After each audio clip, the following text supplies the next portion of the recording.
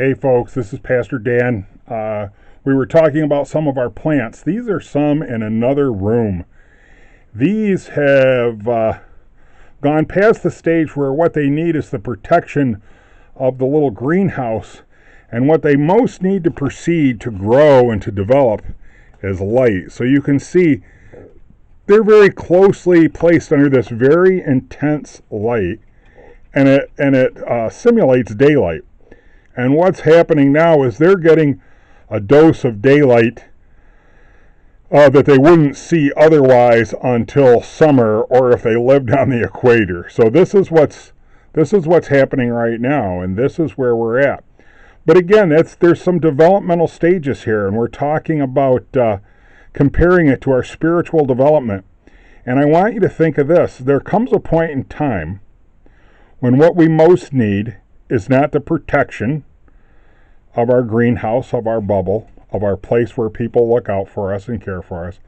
But what we most need to continue in our growth is the light of Jesus Christ. We need His light to shine on us and His Spirit to grow us and strengthen us.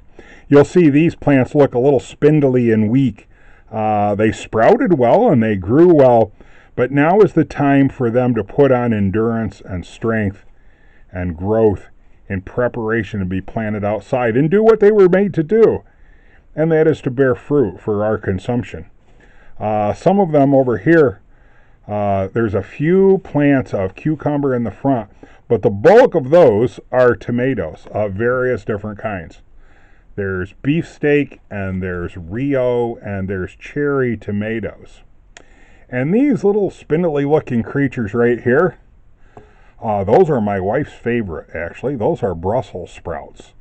And they're going to go out in the garden and become a big stalk, probably a couple inches across by the time they mature. If you've seen full Brussels sprout stalks, they're big, and the sprouts grow on the side of them. So that is a quick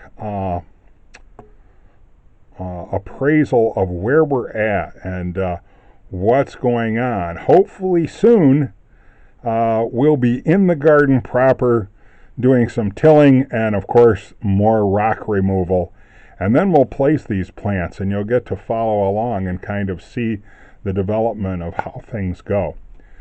But I hope that this is helpful and useful and encouraging for you as you continue on your journey of spiritual growth. I will see you later, and we'll have more lessons from the garden. Amen.